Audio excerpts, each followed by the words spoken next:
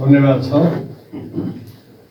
पृथ्वी जयन्ती तथा एकता दिवसको उपलक्ष्यका साथै यो स्मृति प्रतिष्ठान स्थापना भएको दिवसको कार्यक्रममा पाल्नुभएका प्रमुख अतिथिज्यू र स्मृति प्रतिष्ठानका महासचिव तथा कार्यवाहक अध्यक्षज्यू र स्मृति प्रतिष्ठानका सम्पूर्ण पदाधिकारीहरू, सदस्यहरू, अरू अब पाल्नुभएका विभिन्न महानुभावहरू सबैमा मेरो नमस्कार छ। म धेरै लामो त बोल्दिनँ होला, तर के भने आज पृथ्वी जयन्ती र एकता दिवस भएको हुनाले गर्दाखेरि पृथ्वीनारायण शाहको बारेमा केही बोल्नु पर्यो। मैले पृथ्वीनारायण शाह भएको को हुन् भन्ने कुरा आयो। पृथ्वीनारायण शाह भनेको नेपाललाई एकीकरण अभियान सुरु गर्ने अभियन्ता हुन्। उनीले नै आफ्नो गोर्खा राज्यबाट अनि आएर बिस्तार आएर भनौँ अब काठमाडौँ, ललितपुर, भक्तपुर इत्यादि एकीकरण गर्दै आए र अनि एकीकरणको सिलसिलामा धेरै झमेला पनि बोक्नु पर्यो। उहाँले सफलता पनि प्राप्त भयो, विफलता पनि प्राप्त भयो हो कि, तर पनि विफलता प्राप्त गरे तापनि कति नहिचकिचाइकन अगाडि बढे। म एकीकरण गर्छु, किन एकीकरण गर्छु भनेर उहाँले भन्नुभएको थियो भने त्यो बेलामा हिन्दुस्तानमा इस्ट इन्डिया कम्पनीको सरकार थियो कि, उसको बिगी थियो। इस्ट इन्डिया कम्पनी सरकारले नेपालको बाटो भएर तिब्बत, अहिले चिनको तिब्बत भयो, तिब्बतमा सामान चाहिँ अब ब्रिटिसको सामान, ट्विनको कपडा, ब्यालेटको जुत्ता, अब यस्तै विभिन्न सामग्रीहरू महँगोमा बेच्नलाई नेपालको बाटो खोज्यो अघि। अब गोर्खाकै छेउछाउबाट पनि अब बाटो खोज्यो। पृथ्वीनारायण शाहले दिएन।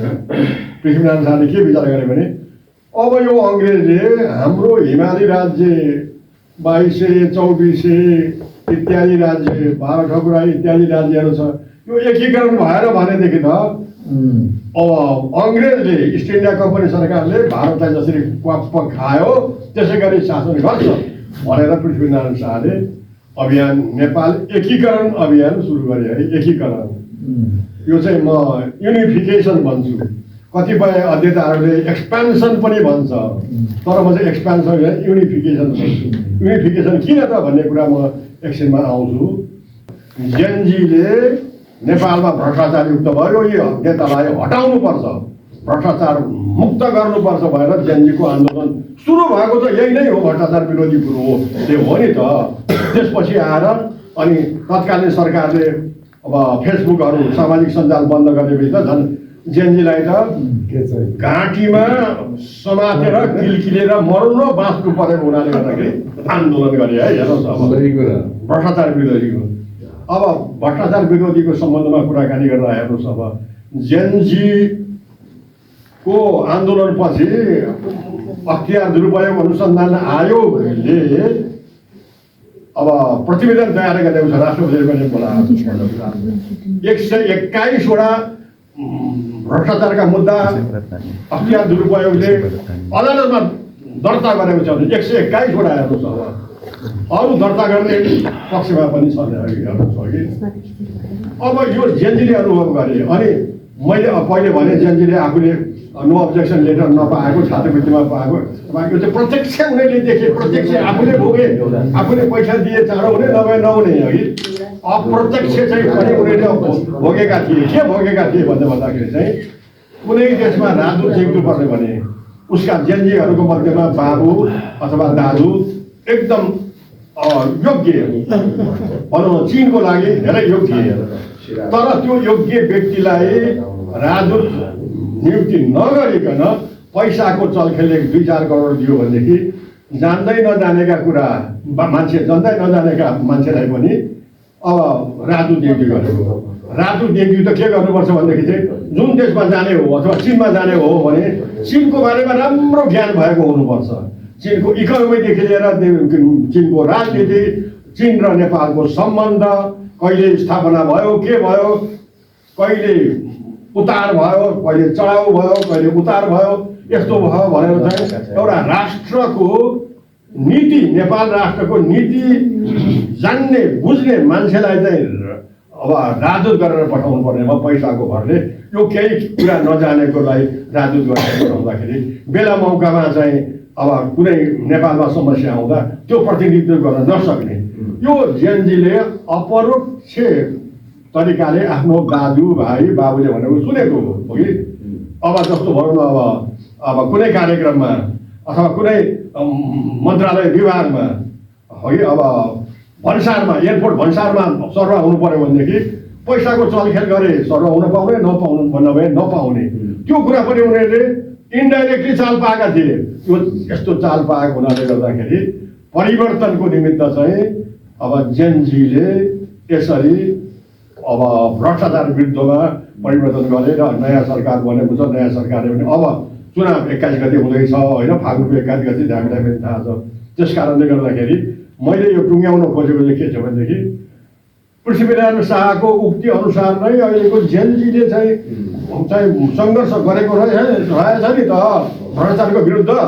त्यस कारणले पृथ्वीनारायण शाहको उक्ति 250औं 253 51 वर्षसम्म पनि अहिलेसम्म पृथ्वीनारायण शाहको उक्ति अझ पनि सान्दर्भिक रहेछ भनेदेखि हामीले यो भ्रष्टाचार नेपालमा रहेको भ्रष्टाचारलाई अब मुक्त गर्नुपर्छ। भ्रष्टाचार निमित्यान्न पत्ता पार्न सकिँदैन। हेर्नुहोस् कमसेकम कम गर्नुपर्छ। जस्तो ट्रान्सपरेन्सी इन्टरनेसनल बर्लिनमा, जर्मनीको बर्लिनमा भएको ट्रान्सपरेन्सी इन्टरनेसनलले पनि सन् 2024मा भ्रष्टाचारको नेपालमा भ्रष्टाचारको मात्रा अलिकति बढेको छ भनेर भनेको छ। हेर्नुहोस् है अब त्यस कारणले गर्दाखेरि अब नेपालमा भ्रष्टाचार यसरी बढिरहेको हुनाले जेएनजीको मुभमेन्ट यस्तो भएको हुनाले गर्दाखेरि हामीले पृथ्वीनारायण शाहलाई सम्झेर उनको दिव्य उपदेश, उनले गरेको नेपालको एकता, अब नेपाल राष्ट्रको एकता, पृथ्वीनारायण शाहले चाहिँ एकीकरणको अभियान सुरु नगरेको भएदेखि हामी अहिले यसरी बोल्न पाउने थिएनौँ होला। हामी मध्येमा कोही बङ्गाली बाबु भइसक्थ्यौँ होला, कोही बिहारी दादा भइसक्थ्यौँ होला हामी है। अब त्यस कारणले गर्दाखेरि पृथ्वीनारायण शाहले गर्दाखेरि चाहिँ हामीले अहिले बोल्न पाइरहेका छौँ राष्ट्रको निमित्त। हाम्रा नेताहरूले अहिले प्रधानमन्त्री र मन्त्री हुन पाइरहेका छन्, तर पदमा गएपछि बिर्सन्छन्। हेर्नुहोस् पृथ्वीनारायण शाहको सबैलाई शीर्ष नेताहरू सबैलाई कण्ठ छ, तर पदमा गएपछि आफै खाउँ आफै लाउँ। पृथ्वीनारायण शाहको उक्ति अनुसार नेपाल चाहिँ अब सबैको फुलबारी, 4036 वर्षको फुलबारी भनेको एकजना नेता प्रधानमन्त्री भयो भने मै हुँ सबभन्दा ठुलो भनेर भन्ने। त्यस कारण पृथ्वीनारायण शाहको उक्तिलाई मनन गर्दै हामीले पनि अगाडि बढौँ, हामीले पनि देशलाई अगाडि बढाउनलाई घचघच्याउँ, नेताहरूको कानमा पनि पुर्याउँ, नेताहरूले चिम्म गरेको कुरोलाई भ्रष्टाचार नगर भनेर भन्नु पर्यो। र हामीले जेएनजीलाई पनि अब खबरदार गर्नु पर्यो। जेएनजी पनि 4-5 वटा खेमामा कहाँ बाँडिसक्यो अरे। जेएनजीले गरे जुन सुरुमा 23 गते गरेको अभियान अनुसार तपाईँहरूले भ्रष्टाचार मुक्त गर्नुहोस्, तपाईँहरू चाहिँ अब चुनावमा अगाडि बढ्नुहोस्। र अनि अथवा मैले त के भन्नु मन लाग्यो भने जेएनजीलाई कुनै के अरे बम भन्ने एउटा केटी मान्छे छ नि, उनीसँग चाहिँ अहिले भेट भएको छैन, 2-4 अरूसँग भेट भएको छ। म त उसलाई के भन्नु मन लाग्यो भनेदेखि तपाईँहरू 21 फागुन 21 गतिको चुनावमा गएर प्रचार गर्नुहोस्। तपाईँहरू अब पुराना नेतालाई भोट नहाल्नुहोस्। चुनाव हुने बेलामा चुनाव भएको ठाउँमा राँगो ढालेर, खसी ढालेर, कुखुरा ढालेर भोज नखुवाउनुहोस्। चाहिँ भोटरलाई खुवाउनु भयो भने हामी ठिक मान्दैनौँ भनेर तपाईँहरूले 4-5 किलोमिटरसम्म भोज खुवाउन नपाउने प्रबन्ध गर्नुहोस्।